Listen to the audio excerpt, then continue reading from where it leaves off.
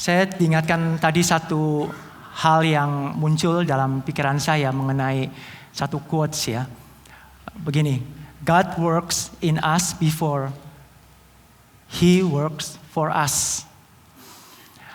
Itu muncul jadi waktu kita semua menyembah Tuhan bahwa Dia adalah Allah yang selalu mau bekerja di dalam kita sebelum Dia bekerja untuk kita. Ya, jadi saya rindu untuk kita semua di sini pada pagi hari ini punya satu set hati yang sama sebelum kita mendengar firman Tuhan. Kita memang bulan ini bicara mengenai talenta. Ya, talenta itu selalu bicara mengenai do something, melayani sesuatu, melakukan sesuatu dengan apa yang kita terima dari Tuhan. Ya, dari awal bulan sampai minggu lalu, Pastor Yosef menyampaikan dengan bagus sekali mengenai talenta. Ya, banyak hal yang membukakan, banyak hal yang membuat kita mengerti bahwa talenta itu adalah sesuatu yang kita terima dari Tuhan, bukan dari usaha kita sendiri. Ya, bukan dari kemampuan kita. Nah, pagi hari ini saya mau menyampaikan bahwa talenta itu sesuatu hal yang sangat luar biasa, sangat baik. Tapi jika tidak dibarengi dengan hati yang bersandar kepada Tuhan, itu akan menjadi hal yang berbahaya, saudara.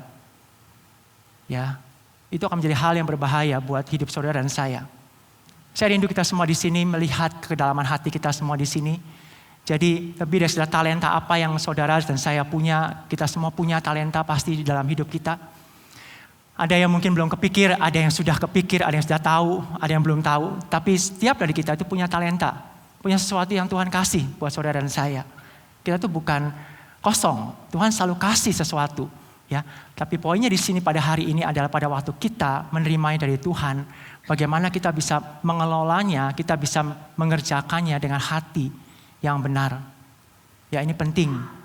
Ya, karena ada banyak kisah nanti saya akan sampaikan dalam firman Tuhan di sini bahwa orang-orang yang memulainya dengan talenta yang luar biasa, menerimanya dari Tuhan dan mengkombinasikannya dengan ketaatan, dengan menaruh hidupnya di bawah otoritas firman Tuhan, dengan bergantung kepada Tuhan, dan akhir hidupnya bisa berubah drastis. Kehancuran dalam hidupnya karena saat Tuhan membuat segala apa yang dia lakukan berhasil, dan dia menjadi lupa akan semuanya dari Tuhan, dan akhirnya menganggap bahwa itu semua karena kemampuan saya, dan akhirnya berakhir dengan tragedi. Ya.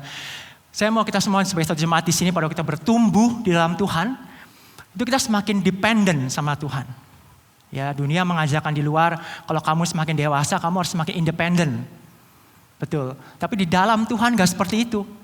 Saat kita bertumbuh, semakin dewasa di dalam Tuhan, kita itu semakin dependent. Kita semakin bergantung sama Tuhan. Ciri kedewasaan di dalam Tuhan adalah kita semakin bergantung kepada Tuhan. Kita semakin merasa bahwa Tuhan, ini semua dari Engkau. Tanpa Engkau gak mungkin saya bisa seperti hari ini. Dan itu betul-betul semakin hari semakin bergantung, semakin menaruh harap kita kepada Tuhan. Semakin hanya mau berjalan bersama dengan Tuhan. Saudara, itulah ciri daripada kedewasaan di dalam Kristus. Ya. Nah, firman Tuhan hari ini nanti mungkin ada satu hal yang kita mau lakukan bersama-sama, tapi nanti di tengah-tengah ya. Tapi saya mau kita semua buka di 1 Timotius 1 ayat 12 sampai 17. Ini surat Rasul Paulus kepada muridnya, Timotius, anak rohaninya. Banyak orang yang bilang bahwa surat Timotius itu adalah kitab yang di penghujung hidup Paulus. Ya, itu sudah titik-titik akhir lah hidup dia. Dan dia menuliskan ini buat Timotius. Banyak ujangan, banyak nasihat yang luar biasa. Dan saya percaya ini akan menguatkan kita semua di sini. Dari mulai ayat 12, aku bersyukur kepada Dia yang menguatkan aku, yaitu Kristus Yesus, Tuhan kita. Karena Ia menganggap aku setia dan mempercayakan pelayanan ini kepadaku. Aku yang tadinya seorang penghujat dan seorang penganiaya dan seorang ganas. Tetapi aku telah dikasihaninya karena semuanya itu telah kulakukan tanpa pengetahuan, yaitu di luar iman. Ayat 14, malah kasih karunia Tuhan kita itu telah dikaruniakan dengan limpahnya kepadaku, dengan iman dan kasih di dalam Kristus Yesus. Perkataan ini benar dan patut diterima sepenuhnya, yaitu Kristus Yesus datang ke dunia untuk menyelamatkan orang berdosa. Dan di antara mereka akulah yang paling berdosa. Tetapi justru karena itu aku dikasihani, agar dalam diriku ini sebagai orang yang paling berdosa, Yesus Kristus menunjukkan seluruh kesabarannya. Dengan demikian aku menjadi contoh bagi mereka yang kemudian percaya kepadanya dan mendapat hidup yang kekal, hormat dan kemuliaan sampai selama-lamanya bagi Raja segala zaman, Allah yang kekal, yang tak nampak, yang esa. Amin. Amin. Kita akan mulai ya bahwa begini. Saya akan membuat satu paradoks bahwa di dunia ini itu ada sistem seleksi. Seleksi dunia ini di dunia ini bicara tentang kalau saudara dan saya misal mau melamar pekerjaan atau melamar kuliah gitu atau bahkan membuat resume atau CV apapun, selalu akan seleksinya ada dilihat dari backgroundnya. Ini orang yang bagaimana nih kinerjanya, bagaimana pengalamannya, bagaimana performance-nya, bagaimana prestasi-prestasi yang tadi capainya. Dan kalau dirasa layak dan pantas, cocok, maka dia akan diterima seleksi. Tapi apa saudara tahu bahwa di dunia itu berbeda dengan di kerajaan Allah? Sistem seleksi dalam kerajaan Allah itu berbeda 180 derajat dengan apa yang dunia buat. Ya, di sini poinnya.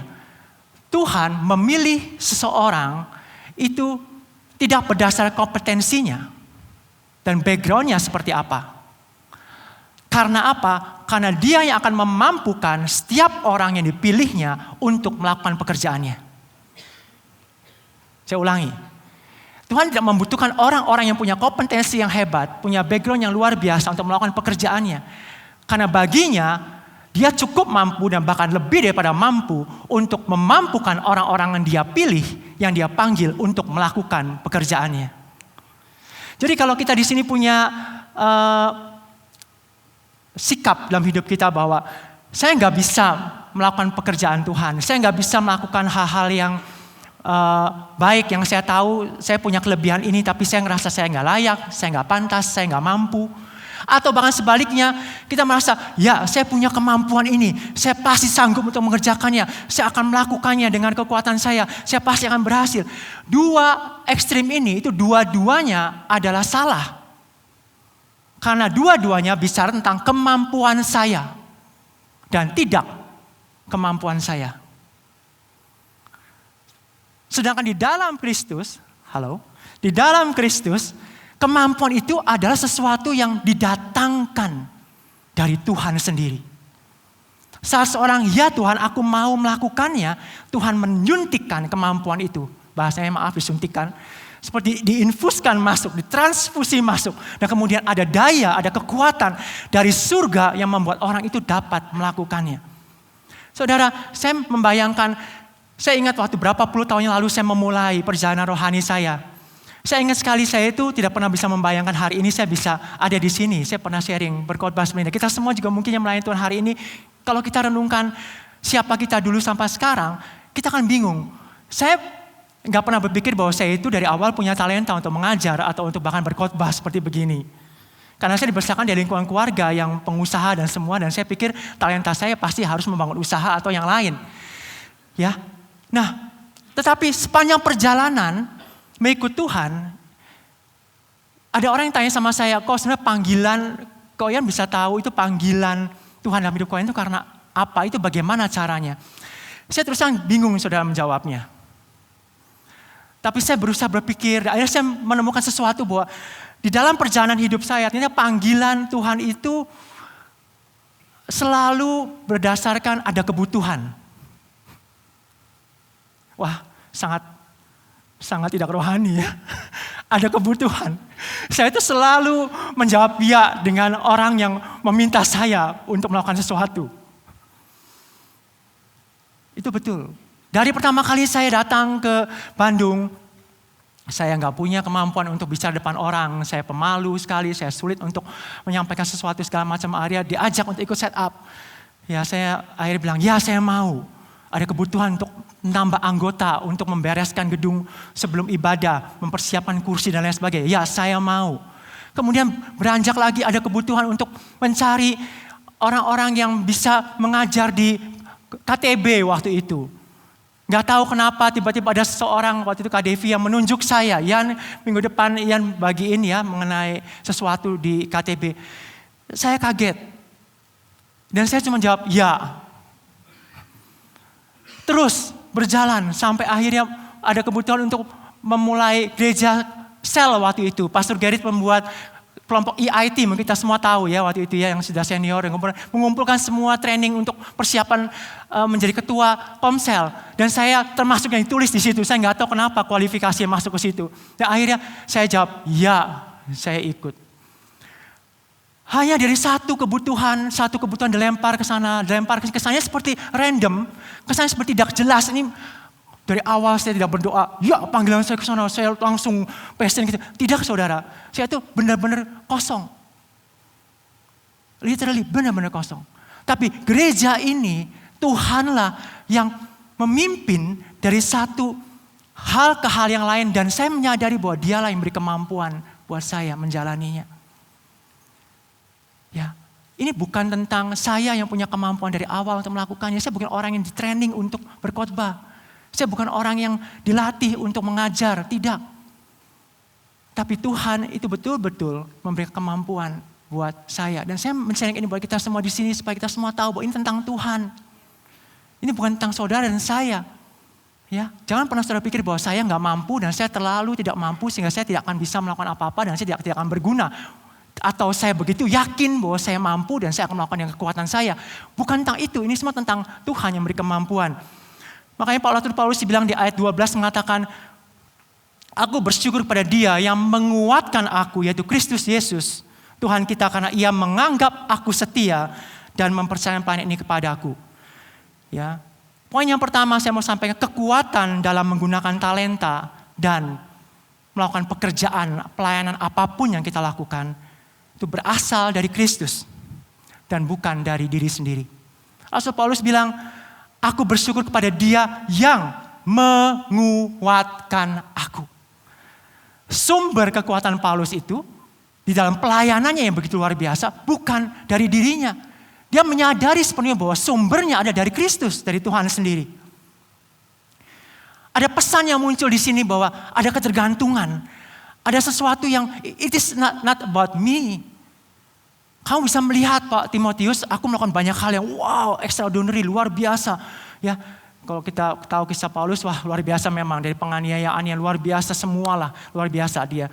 Tapi dia sampai bisa bilang bahwa aku bersyukur Tuhan yang memberikan kekuatan buat aku.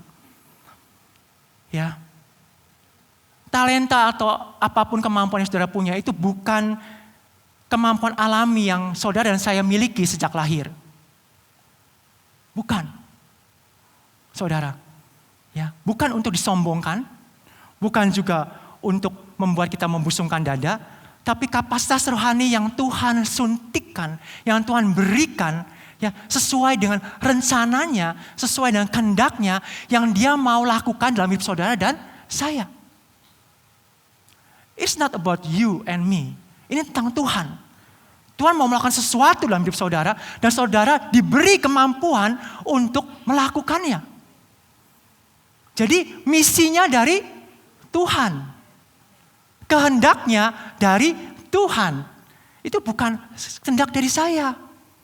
Ya.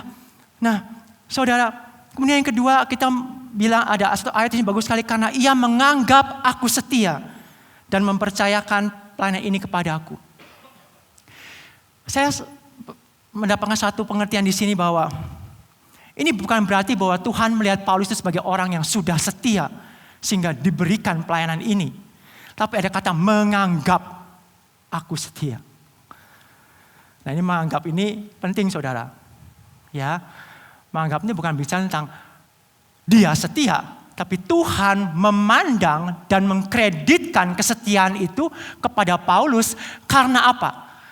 Karena di dalam diri Paulus ada karya salib Kristus yang memampukan dia, ada potensi kesetiaan Kristus yang ada di dalam diri Paulus, sehingga Allah memandang dan menganggap Paulus setia. Sama seperti saudara saya hari ini. Dia menganggap saudara setia. Bukan karena saudara dan saya itu sudah membangun kesetiaan dengan kekuatan kita sendiri. Tapi dia melihat Kristus yang ada dalam diri saudara dan saya. Dialah potensi kesetiaan yang ada dalam diri kita. Saudara. Dan kenapa Tuhan menganggap Paulus setia? Karena dia tahu persis bahwa dia Allah yang mampu dan sanggup untuk mengerjakan segala hal yang hebat, yang luar biasa di dalam diri seseorang. Tidak peduli orangnya seperti apa. Saya punya satu ilustrasi, ini mungkin ilustrasi tidak terlalu persis sama, tapi saya cari-cari susah sekali ilustrasinya. Cuma saya membayangkan supaya kebayang. Saya punya kacamata di rumah, kacamata biasa lah, kacamata ABG ya. Jadi kacamata anak baru gocap. Jadi anak-anak di atas 50 tahun ya. Kacamata plus di rumah itu. Itu kacamata plus pertama saya yang saya beli dan kemudian patah, Saudara. Itu patah jadi 2. Dan saya pikir ini saya mau buang nih kacamata ini. Tapi kemudian singkat cerita papa mertua saya itu dia seorang yang sangat hebat, skillful tangannya, dan dia datang waktu itu ke Bandung dan dia melihat kacamata saya yang patah itu dan sudah waste, sudah seperti udah nggak kepake lah itu. Kemudian dia ambil kacamata itu dan dia bawa ke meja makan. Yang kedua dia mulai lihat-lihat. Dan saya perhatiin, oh itu kacamata lama, udah dibuang aja, udah nggak kepake. Saya pikir udah nggak ada harganya, nggak ada nilainya. Tapi papi mertua saya bilang begini, enggak Yan, ini masih ada gunanya. Hah? Saya kaget, udah patah jadi 2, ada gunanya bagaimana? Dan akhirnya saya nggak ngerti apa yang dia lakukan. Besoknya dia kasih kacamata itu ke saya dan itu sudah bisa kembali saya pakai. Kenapa papa mertua saya bilang kacamata rongsok itu dibilang masih berguna? Karena pertama, dia melihat kemampuannya. Dia sanggup untuk membereskannya dan serusak apapun kacamata ini pasti akan berguna lagi. Seperti itu Allah Bapa melihat saudara dan saya. Dia begitu yakin akan kekuatannya. Dia begitu yakin akan kemampuannya. Ini bukan tentang saudara dan saya. Ini tentang dia yang begitu yakin bahwa dia sanggup mengerjakan pekerjaan apapun dalam saudara dan saya. Ya, dan dia mampu melakukannya. Saudara, kalau seorang begitu confidence dengan sesuatu, saudara, dia akan begitu yakin mengatakan bahwa ini masih bisa diperbaiki. Betul? Ya, kalau orang yang gak mampu akan bilang kayaknya gak bisa. Tapi kalau orang yang hebat, pasti serusak apapun dibawa ke dia bisa. Tenang, bisa beres. Wah, ini memang dia begitu yakin akan kemampuannya. Dan Tuhan itu Allah yang seperti itu. Amin. Ya, nah, lalu apa poinnya buat kita di ayat pertama ini? Poinnya saya ingin menyampaikan bahwa saudara, saat kita menggunakan talenta apapun yang kita punya dalam hidup kita, sadarlah bahwa ini semua itu adalah karena Tuhan yang sedang mau mengerjakan sesuatu dalam hidup saudara dan saya. Tentang Tuhan yang sedang mau melakukan sesuatu dalam hidup saudara dan saya. Ya, ini bukan tentang saya yang mau menunjukkan sesuatu atau saya yang mau mengerjakan sesuatu. Ya, tanpa bersandar pada Kristus. Nah ini poinnya bersandar. Tanpa menyadari bahwa ini semua tentang Tuhan dan dari Tuhan. Kita akan menggunakan talenta, kemampuan yang kita punya itu hanya sebagai satu pertunjukan kekuatan manusia, saudara. Yang apa? Tidak ada terobosan. Tidak ada mukjizat.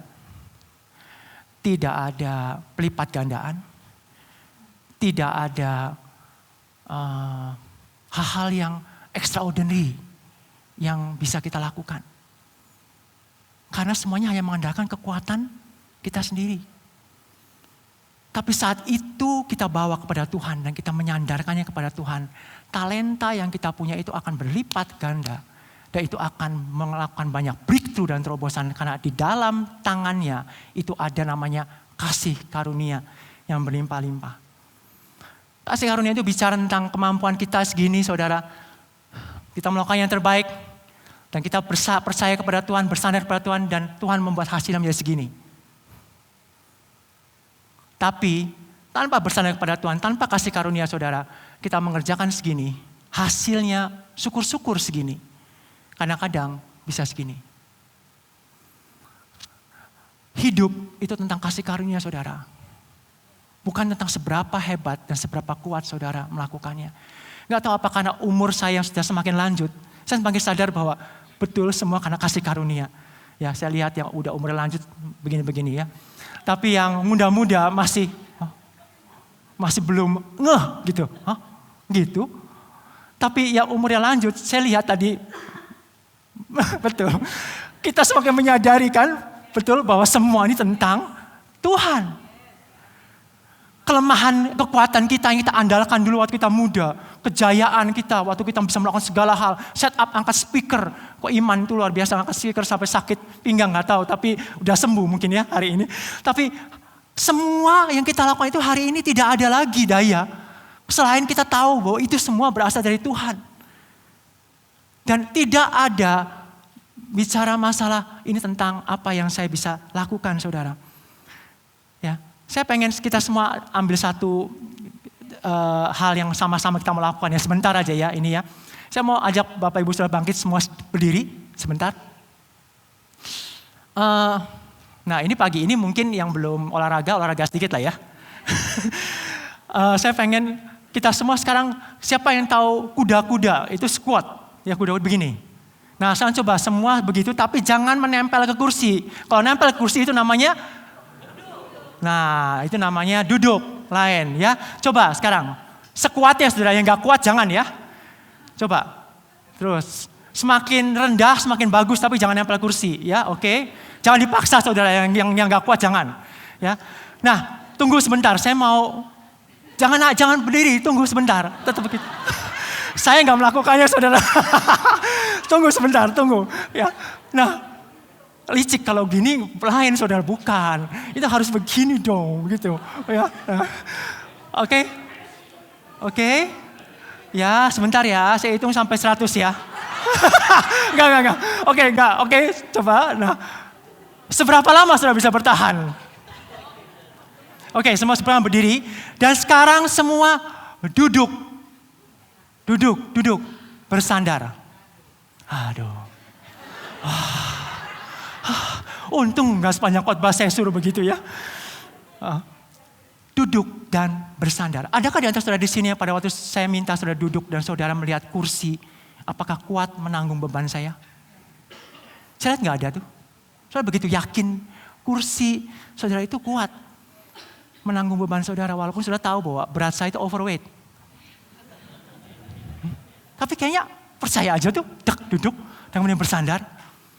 Saudara, kalau saudara duduk bersandar seperti ini, berapa lama saudara bisa bertahan? Berjam-jam. Betul. Saudara dan saya itu perlu sandaran. Kalau saudara, kenapa saya membuat analogi ini supaya kita semua pulang nanti ingat. Bicara bersandar itu pada waktu seperti saudara sedang duduk dan kemudian menaruh sandaran saudara. Saudara gak pernah pikir bahwa kursi ini akan hancur. Saudara gak pernah pikir bahwa wah hati-hati nih, ini gak lama lagi bakal ambruk. Tidak, ada apa namanya di situ? Ada trust. Saudara mempercayakan tubuh saudara pada kursi yang kakinya cuma 4 ini, yang kecil-kecil ini. Saudara bisa begitu yakin? Lalu kenapa kita tidak bisa bersandar kepada Tuhan? Kenapa kita gak bisa menaruh ya kekuatan kita kepada Kristus, kepada Tuhan? Karena saudara akan melihat bahwa talenta, kemampuan saudara itu akan menghasilkan jauh lebih banyak, jauh lebih hebat, jauh lebih dahsyat daripada apa yang saudara bisa lakukan dengan kekuatan saudara sendiri. Ya, saudara. Kemudian ayat berikutnya, cermin masa lalu menyadari ketidaklayakan kita. Ayat yang ke-13 dikatakan, aku yang tadinya seorang penghujat dan seorang penganiaya dan seorang ganas, tapi aku telah dikasihaninya. Karena semuanya itu telah kulakukan tanpa pengetahuan, yaitu di luar iman. Paulus merekam jejak yang sangat kelam, saudara. Ya, dia sebut 3 hal. Pertama, penghujat, karena dia memang penghina Tuhan. Kedua, dia itu menyebut dirinya sebagai seorang penganiaya. Dia adalah orang yang menyakiti jemaat. Yang ketiga, seorang yang ganas, karena dia kejam dan membunuh. Bahkan dia memburu orang-orang Kristen. Mencari orang Kristen dan membunuhnya. Itu seperti harimau yang lapar, mau memangsa orang-orang Kristen. Saudara, Paulus tidak menyembunyikan masa lalu, dia masih sebut itu bahkan di penghujung akhir hidupnya. Ya. Dia tidak lagi malu dengan apa yang terjadi di masa lalunya, siapa dia dulu. Seburuk apapun dia tidak malu itu. Bahkan di dalam kitab Korintus dikatakan bahwa aku itu punya masa lalu yang hebat. Ini yang buruknya, tapi yang hebatnya juga banyak. Dia keturunan Benyamin, dia muridnya Gamaliel, dia orang Ibrani dari suku apa segala macam, dan dia juga punya kewarganegaraan Roma. Ya. Tapi itu semua Paulus bilang sebagai sampah yang tidak ada artinya. Kenapa Paulus bisa punya sikap seperti ini? Karena Paulus tahu baik yang buruk maupun yang hebat di masa lalu, hari ini itu tidak lagi mendefinisikan siapa saya. Karena definisi saya hari adalah semua karena Tuhan yang mengerjakan sepenuhnya di dalam diri saya. Itu transformasi, saudara. Dia tidak membawa lagi kehebatannya yang dulu. Dia tidak lagi membawa lagi penghukuman masa lalu terus dibawa. Tidak, karena dia tahu ini semua tentang Kristus di dalam hidup saya hari ini. Baik yang buruk maupun yang baik di masa lalu, itu semua tidak menunjukkan siapa saya hari ini. Karena semuanya sudah ditebus oleh Kristus dan saya sudah menjadi milik Kristus, dan sepenuhnya hidup saya itu tentang Kristus yang melakukan segala sesuatu di dalam diri saya. Kalau ada komite seleksi pelayan di jemaat mula-mula, ada komite seleksi pelayan di jemaat mula-mula, saya percaya Pauluslah orang yang dicoret pertama kali. Dia di blacklist, saudara. Betul? Betul, ada komite 10-12 orang, 12 rasul, semua membuat komite, kamu cocok jadi pelayan. Pas backgroundnya Paulus, resumenya, waduh ini serem banget. Coret, dia orang yang pertama kali dicoret. Saudara, tapi firman Tuhan katakan di sini, tetapi aku telah dikasihaninya. Ini bagus sekali. Aku telah dikasihaninya. Bisakah kita bilang bahwa aku telah mendapatkan belas kasihan dari Tuhan? Saudara, Paulus menyadari bahwa talenta, pelayanan, kemampuan yang dia lakukan selama ini itu didapatkan dari namanya pintu gerbang belas kasihan. Bukan dari pintu gerbang kehebatannya. Belas kasihanlah itu yang membuat dia menyadari bahwa ini semua tentang Tuhan yang mengasihi saya. Dan dia bawa itu sampai akhir hidupnya. Dia tidak mau melupakan itu. Ya. Saudara, mengapa belas kasihan seperti apa sih yang dia bawa? Itu sama seperti kita, belas kasihan tentang bagaimana kita yang harusnya dihukum, yang harusnya tidak beroleh kesempatan untuk menjadi terhormat, tapi Tuhan bahkan menghapuskan hukuman atas kita dan dia mengganti hukuman itu kepada dirinya, dan hari ini kita semua bahkan diberi kepercayaan, kehormatan, bukan hanya status yang baru sebagai anak, tapi talenta untuk melayani Raja di atas segala raja, Allah pencipta langit dan bumi, Tuhan yang menjadikan segala sesuatu dan kita panggil dia Bapa. Wow, bukankah itu satu privilege? Itu bukan hak, saudara. Bukan, itu privilege. Kita nggak melakukan apapun juga, tapi dia berikan semuanya. Itu sama seperti orang yang harus dihukum mati, dilepaskan dari penghukuman dan dikasih bonus uang sama hakimnya. Itu namanya hidup yang menyadari bahwa semua karena belas kasihan. Lalu kenapa kita bisa lupa untuk rendah hati? Karena kita seringkali punya amnesia rohani, saudara. Amnesia juga ada rohani. Amnesia, kita lupa dari mana sih kita ditebus dulu. Lobang dosa apa sih yang menebus kita? Sampai hari ini kita bisa menunjuk-nunjuk orang bahwa saya lebih baik daripada kamu. Kamu memang tidak qualified, saya lebih hebat. Saya yang harusnya dipakai, saya yang harusnya lebih ditunjuk untuk melakukan ini. Pada waktu orang lain melakukannya, kita langsung mudah melihat bahwa dia enggak sebaik saya, coba kalau saya melakukannya. Apa kita menyadari bahwa kita semua itu ditebus dari lubang dosa yang sama, oleh darah yang sama, oleh Tuhan yang sama, oleh kasih karunia yang sama. Ya. Kita mau selalu ingat ini, saudara, dalam hidup kita. Ya. Bahkan pada waktu kita berhasil, kita lupa bahwa ini semua karena Tuhan yang sudah memberikannya kepada kita. Ya, masa-masa ini ada hal yang viral di media sosial, nggak tahu sudah pernah dengar tentang self-made man atau self-made rich. Itu kisah tentang orang-orang yang sukses itu kasarnya dari itu sudah sukses, ditakdirkan untuk sukses. Ya, jadi semua diinterview orang-orang sukses yang merasa bahwa ini semua karena bakat saya, ini semua karena ketekunan saya melakukan segala sesuatu, karena saya melakukannya dengan segala excellence, segala macam, segala metode, ya semua dia sebut semua. Saudara, media sosial mengagung-agungkan orang-orang seperti ini. Ya, seakan-akan sepertinya kamu adalah penentu nasibmu sendiri. Dan kamu sukses karena sebenarnya hanya karena bakatmu. Saudara, apakah, nah saya mau tanya kembali kepada mungkin yang sudah senior-senior di sini. Senior 50 ke atas, 60 ke atas, ya. Enggak usah jawab, tapi renungkan. Apakah betul sebetulnya nasib dan sukses itu adalah kita yang menentukan sendiri? Jawab dalam hati aja.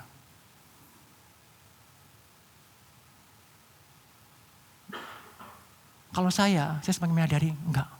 Ternyata, saudara, sayangnya enggak. Ya, karena banyak orang yang tahu banyak hal. Saya lihat melakukan banyak hal yang jauh lebih hebat daripada saya.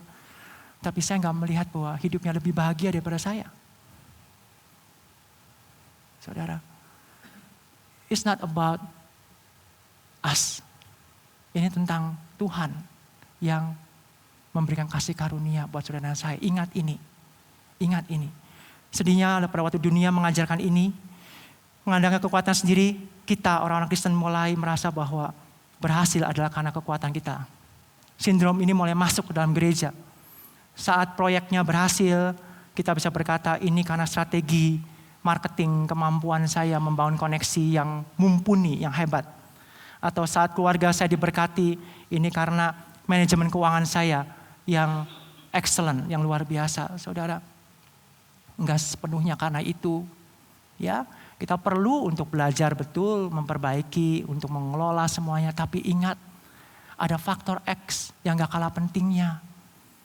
Yaitu mengandalkan dan percaya bahwa ini semua karena kasih karunia Tuhan. Ya.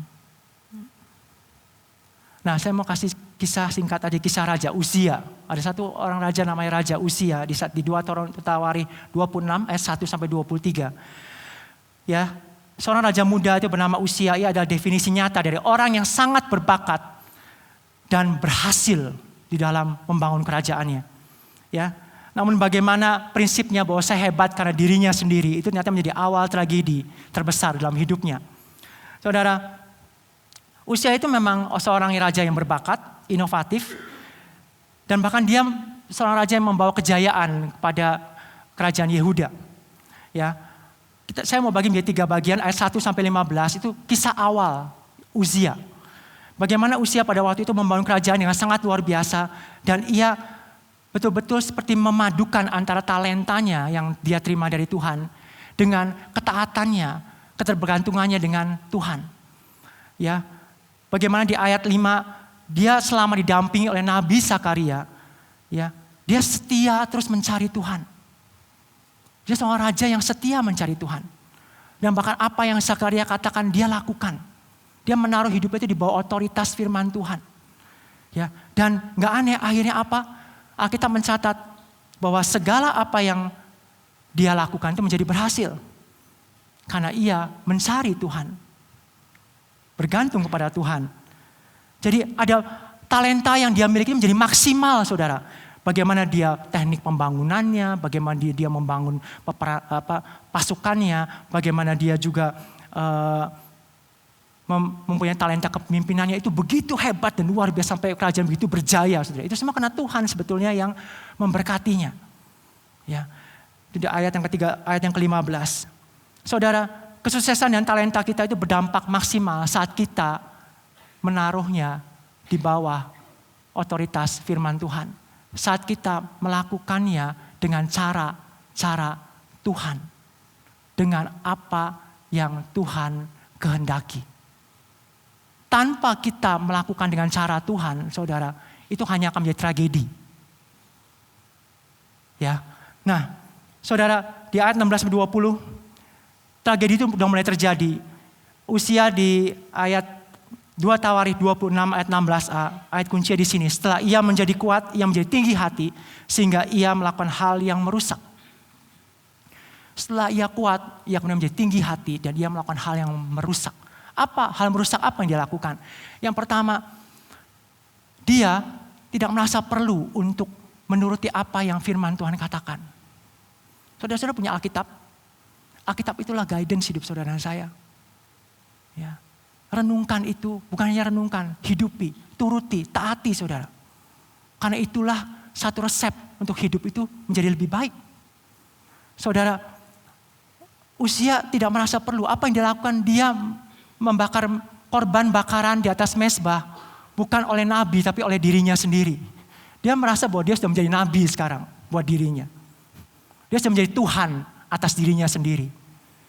Hati-hati saudara. Yang kedua, kemudian dia ditegur. Hal yang merusaknya apa? Dia ditegur oleh Nabi Asaria dan 80 nabi yang lain menegur dia tentang apa yang dia lakukan. Tapi dia menjadi marah dan tidak menerima teguran sama sekali. Saudara, kesombongan itu dimulai saat kita tidak merasa tidak lagi perlu Tuhan. Dan kita tidak perlu nasihat dan masukan dari orang lain. Itulah awal mula kesombongan saudara. Ya. Dan kita menjadi akhirnya tidak perlu lagi menjaga hati kita. Kita nggak perlu lagi untuk hidup sejalan dengan firman Tuhan. Kita merasa tidak perlu karena dengan cara saya, kemampuan saya pun sudah terbukti berhasil. Saya akan lakukannya dengan cara saya, dengan apa yang saya pikir baik, dengan apa yang saya pikir hebat. Saudara, saya mau kita semua di sini pada waktu yang menghadapi apapun dalam hidup kita setiap hari. Di dalam cara kita membesarkan anak, di dalam kita membangun usaha, dalam kita bekerja, dalam kita melayani. Saudara, selalu alignkan dengan firman Tuhan. Apalagi pada waktu saudara mau memutuskan sesuatu. Ya, itu penting sekali. Pada waktu saudara mau memutuskan sesuatu di dalam konflik, di dalam permasalahan, di dalam tantangan, di dalam segala hal yang saudara hadapi dalam hidup. Jangan cuma pikir ini yang baik menurut pikiran saya. Tapi mintalah nasihat dari orang-orang percaya, dari saudara seiman. Lihat firman Tuhan, minta petunjuk firman Tuhan. Guidance apa sih yang harusnya saya lakukan? Poin apa sih yang penting yang menjadi consideration, pertimbangan saya pada waktu saya memutuskan A atau memutuskan B atau memutuskan C. Itu perlu. Karena itu yang akan menentukan ujung akhirnya akan seperti apa. Dan bagian akhirnya itu di ayat yang ke-21-23. Usia akhirnya kehilangan segala-galanya. Dia sakit kusta saudara. Dan kemudian dia diasingkan dan dia tidak lagi menjadi raja. Dan hingga akhirnya dia meninggal, dikucilkan dari rumah Tuhan dan masyarakat. Saudara, keberhasilan yang dibangun bertahun-tahun itu bisa hancur hanya dalam sekejap. Hanya karena kesombongan kita. Dengan kita tetap merasa bahwa ini semua karena kita yang melakukannya. Ya, saudara, terus hidup di dalam keterbantungan dengan firman Tuhan. Dengan saudara seiman yang lain. Amin. Ya. Kemudian berikutnya di ayat 14-15. Di surat Timotius dikatakan, malah kasih karunia Tuhan kita itu telah dikaruniakan dengan limpahnya kepadaku. Dengan iman dan kasih dalam Kristus Yesus. Perkataan ini benar dan patut diterima sepenuhnya. Kristus Yesus datang ke dunia untuk menyelamatkan orang berdosa. Dan di antara mereka akulah yang paling berdosa. Saya mau tekankan dua kalimat di sini. Dikaruniakannya dengan limpahnya kepadaku. Dalam bahasa aslinya saya lihat hyperpleonazo. Kalau sekarang dibilang hyper grace. Anugerah yang berlimpah-limpah. Melimpah ruah. Ya, udah anugerah tapi dibilangnya melimpah ruah. Sampai tidak ada reserve. Terus mengalir terus. Seberapapun besarnya dosa. Seberapapun besarnya kelemahan. Seberapa besarnya kegagalan. Ada lagi kesempatan. Ada lagi pertolongan. Ada lagi jalan keluar. Ada lagi hal-hal yang akan memulihkan. Saudara, itulah hidup di dalam Kristus. Kasih karunia yang terus tak pernah berhenti. Hyper itu wow, itu extraordinary. Tidak ada batasnya, tidak ditahan-tahan. Ya, artinya tidak diberikan secara pas-pasan, tapi diberikannya melimpah saudara. Ya. Pertanyaan hari ini, apa kita mau tinggal di dalam kasih karunia itu? Atau kita masih tak berpikir bahwa ini semua karena kekuatan saya. Firman Tuhan katakan diberkatilah orang yang mengandalkan Tuhan. Tapi terkutuklah orang yang mengandalkan manusia. Saudara, Tuhan mau anak-anak yang mengandalkan Dia. Kenapa? Karena saat kita mengandalkan Tuhan, kita tahu persis bahwa kita sedang masuk dalam kasih karunia. Sehingga semua hal yang tidak mungkin saudara. Semua hal yang melampaui batas apapun kemampuan kita. Seperti tadi saudara, pada waktu saudara duduk squat, saudara tidak akan bisa bertahan lama. Tapi pada waktu saudara duduk di kursi, saudara akan bisa mendapatkan kekuatan lebih. Anugerah itulah saudara yang akan berikan kemampuan buat saudara dan saya. Firman Tuhan katakan di sini, akulah yang paling berdosa. Saya suka bagian ini, bukan karena gimana-gimana. Saya cuma pikir, iya ya, Paulus memang yang paling berdosa ya. Mungkin maaf ya kalau saya mau bilang sama Paulus, maaf sama Paulus. Tapi saya kayaknya lebih mending daripada Paulus. Saya mendingan daripada Paulus gitu. Ya, oh benar, saya setuju pada saya baca ini. Benar Paulus, maaf dengan rasa hormat saya. Betul, engkau lah yang paling berdosa. Buat saya jauh lebih baik. Ya, tapi saya mau bilang begini itu dengan humbly. Saya mau bilang bahwa, wow ini Paulus hebat sekali. Dia tulis surat ini ke Timotius, tapi hari ini dibaca oleh semua orang seluruh dunia. Ya. Dan Paulus menyebutnya ini bukan dengan kata past tense. Dulu aku orang yang paling berdosa, tidak. Sampai sekarang pun aku masih menganggap diriku sebagai orang yang paling berdosa. Yang paling utama dari semua orang yang berdosa itu bahasa aslinya. Jadi kalau ada orang berdosa antri, saudara, dia yang paling depan. Ya. Itu yang dia rasain. Bukan paling depan karena gagahnya, tapi paling depan karena buruknya saudara. Nah saudara, kenapa sih sampai Paulus bisa bilang begitu? Kenapa Paulus membawa ini di dalam hidupnya sampai akhir hidupnya, sampai dia menulisnya pada Timotius? Dia gak malu bicara sama muridnya bahwa aku orang yang paling berdosa. Kenapa saudara? Karena dia tahu bahwa ini semua akan membawa kemuliaan bagi nama Tuhan. Nanti kita akan baca di bagian yang terakhir, bagus sekali saudara. Tapi intinya pada waktu kita semakin bergantung kepada Tuhan, pada waktu kita semakin mengandalkan Tuhan, kita akan semakin gemetar Tuhan, gemetar dengan kekudusan Tuhan. Kita akan semakin melihat Tuhan engkau itu kudus, betul. Aku itu bukan apa-apa. Hari ini kalau aku dilayakkan, aku bisa melakukan semua, bahkan saya bisa berbicara di sini. Saya betul-betul bersyukur sekali Tuhan, engkau itu hebat, engkau luar biasa. Engkau bisa pakai siapapun juga yang jauh lebih baik daripada saya, tapi karena engkau mau memakai saya, ya saya diberi kesempatan untuk ini. Saudara, it's about Tuhan. Ya, saudara, kita mau menjadi orang-orang yang punya gemetar yang kudus setiap kali kita melakukan semua hal yang baik. Pada waktu saudara berhasil dalam pelayanan saudara, pada waktu saudara berhasil dalam pekerjaan usaha saudara, ingat, tetaplah punya holy fear kepada Tuhan. Bahwa ini semua karena engkau Tuhan. Ya, bukan karena aku yang melakukannya. Kita semakin mengandalkan Tuhan, kita akan semakin bergantung sama Tuhan. Karena kita tahu saat kita terputus dari sumbernya, ini semua akan kembali ke nol, habis semua. Saudara, bagian yang terakhir di sini di ayat 16. Tetapi justru karena itu aku dikasihani, agar dalam diriku ini sebagai orang yang paling berdosa, Kristus Yesus menunjukkan seluruh kesabarannya. Dengan demikian aku menjadi contoh bagi mereka yang kemudian akan percaya kepadanya dan mendapat hidup yang kekal. Sebenarnya Paulus tahu bahwa kitab ini akan disebarluaskan ke seluruh dunia. Padahal dia nggak tahu ya. Tapi kayaknya surat ini akan sampai ke seluruh dunia, dia seperti sudah tahu nih. Mereka yang kemudian akan percaya kepadanya itu akan melihat hidup saya. Jadi saudara, mengapa Tuhan memilih Paulus yang tidak layak? Kenapa? Dari ayat ini. Untuk pamer apa? Kesabarannya.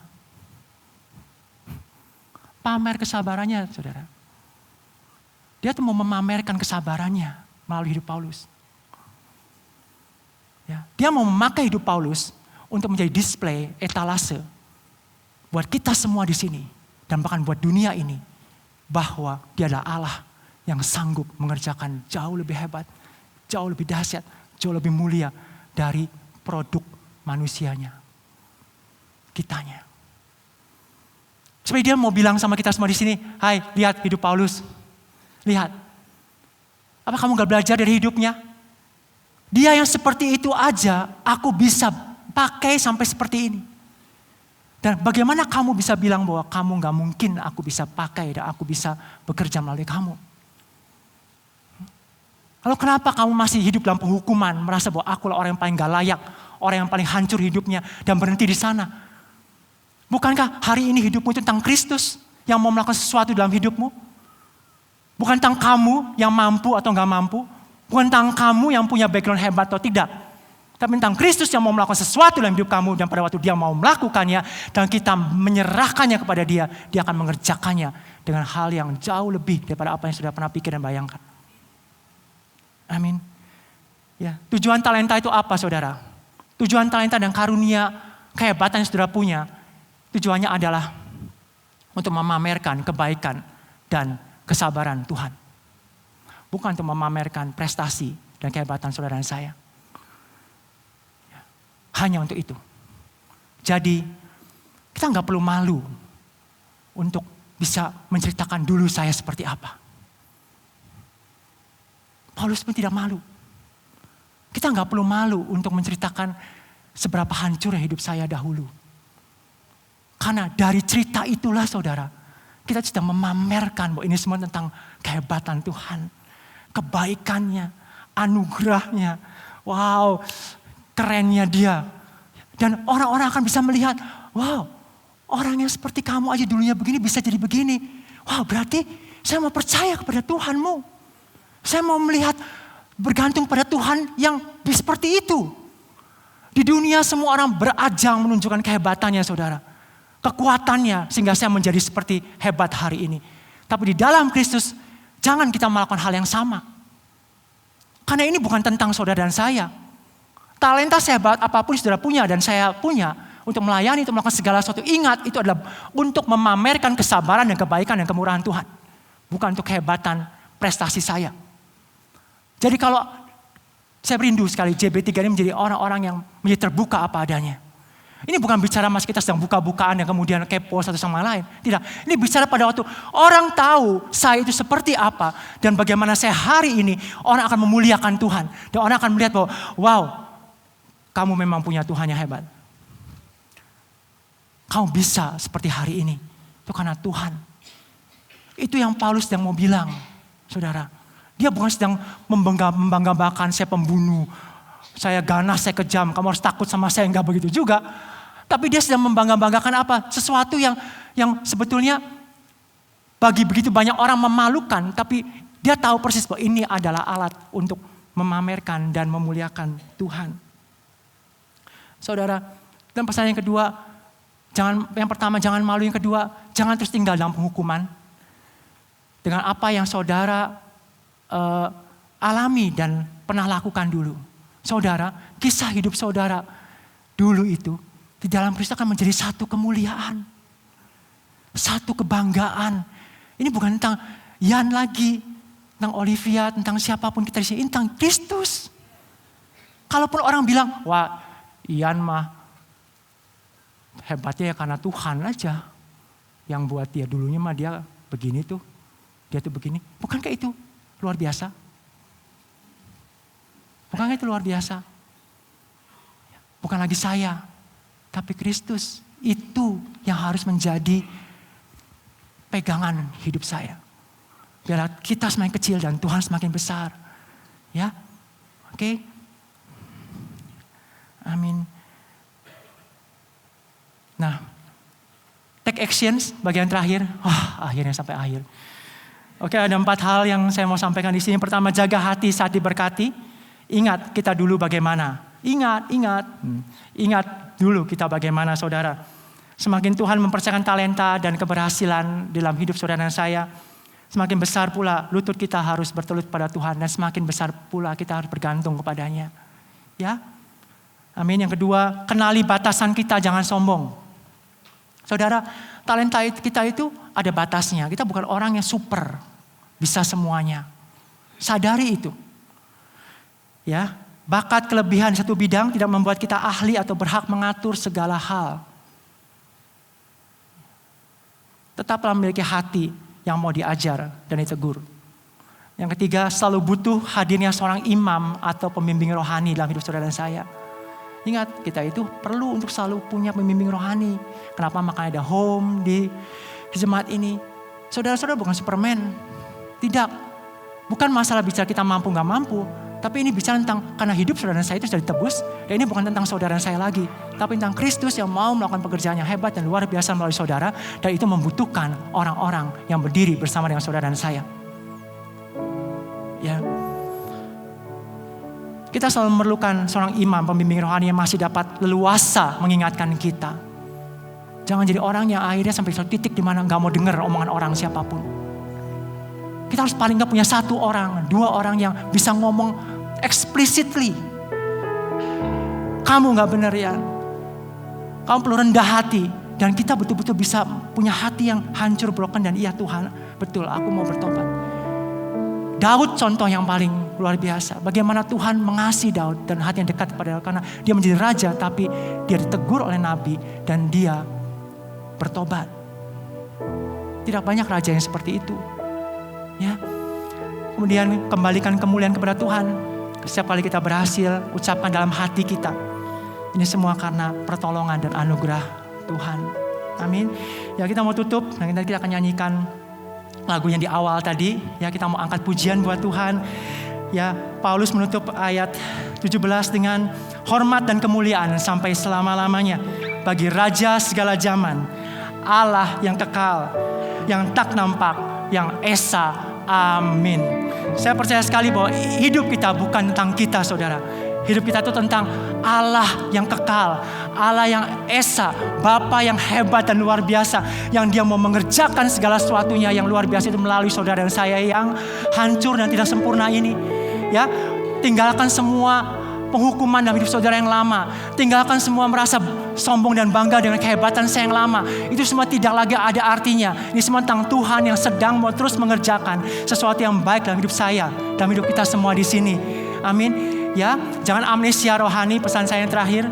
Ya, ingat dulu kita seperti apa. Ya, dan jangan malu untuk menceritakan tentang siapa saya dulu tanpa Tuhan. Dan bagaimana Tuhan memulihkan saya hari ini. Bagaimana Tuhan mengerjakan hal yang hebat hari ini. Biarlah semuanya menjadi kemuliaan bagi Tuhan.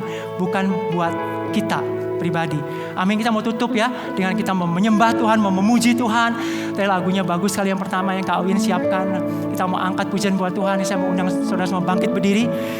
Ya, kita mau mengangkat pujian kepada Allah yang mulia yang bertahta di atas kerajaan surga, dan kita mau meninggikan Dia. Dan biar pujian kita ini benar-benar menjadi pujian yang kita naikkan sambil kita mempersembahkan hidup kita sekali lagi kepada Tuhan, mempersembahkan semua talenta kita kepada Tuhan, mempersembahkan semua kehancuran hidup kita di masa lalu, mempersembahkan semua kehebatan hidup kita di masa lalu, apapun yang sudah kita capai, apapun kegagalan kita, apapun mimpi kita, apapun harapan kita, apapun kekecewaan kita, apapun segala hal yang buruk, hal yang baik, apapun kita serahkan kepada Tuhan. Ini semua tentang Tuhan, saudara.